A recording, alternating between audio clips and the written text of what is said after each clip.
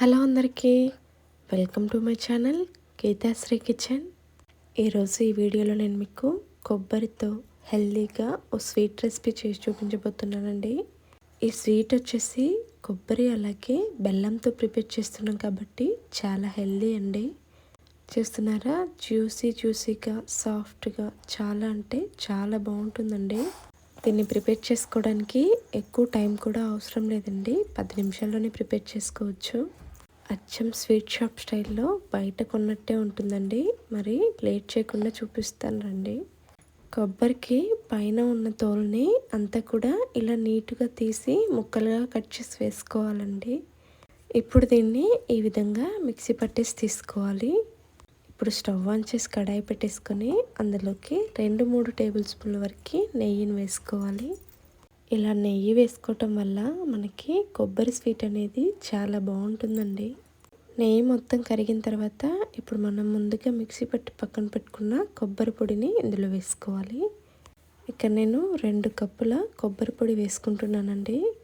ఇప్పుడు స్టవ్ని మీడియం ఫ్లేమ్లో ఉంచుకొని అంతా కూడా కలుపుకుంటూ ఫ్రై చేసుకోవాలి.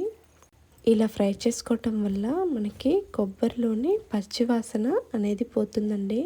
2-3 నిమిషాల పాటు స్టవ్ని మీడియం ఫ్లేమ్లో ఉంచుకొని ఇలా లైట్గా అడుగంటే వరకు బాగా ఫ్రై చేసుకోవాలండి. ఈ విధంగా అడుగంటుతున్నప్పుడు ఇప్పుడు ఇందులోకి సరిపడా బెల్లాన్ని యాడ్ చేసుకోవాలి.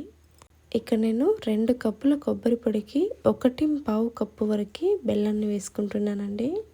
ఒకవేళ మీరు తక్కువగా వేసుకోవాలి అనుకుంటే 1 కప్పు వరకు వేసుకుంటే సరిపోతుంది. 2 కప్పుల కొబ్బరి పొడికి 1.25 కప్పు వరకు బెల్లం కరెక్ట్గా సరిపోతుందండి. ఇప్పుడు ఈ బెల్లం మొత్తం కొబ్బరిలో కలిసే విధంగా బాగా కలుపుకోవాలి. ఇప్పుడు స్టవ్ని మీడియం టు లో ఫ్లేమ్లో ఉంచుకొని బెల్లం మొత్తం బాగా మెల్ట్ అయిపోవాలండి. అంతవరకు ఫ్రై చేసుకోవాలి. ఇందులో వాటర్ ఏమీ వేయాల్సిన అవసరం లేదండి.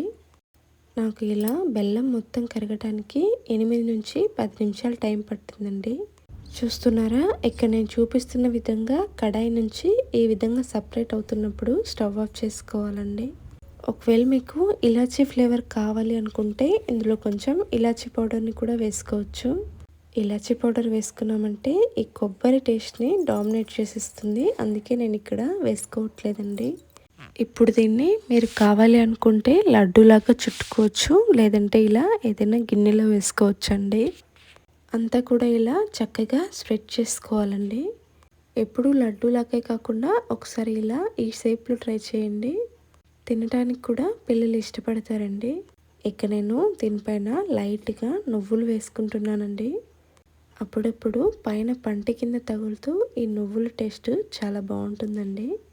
ఈ విధంగా వేసేసుకొని చల్లారిన తర్వాత మనకు నచ్చిన సైజులో కట్ చేసుకోవాలి. అంతేనండి, కొబ్బరి స్వీట్ రెడీ అయిపోయింది. చూడండి ఎంత బాగుందో. చూస్తుంటేనే నోరూరిపోతుంది కదా. ఒక్కటి తిన్నారంటే 2-3 తినేస్తారండి, అంత బాగుంటుంది. కొబ్బరితో ఇలా స్వీట్ చేసుకున్నామంటే మనకి రోగనిరోధక శక్తి పెరిగి బలం వస్తుందండి.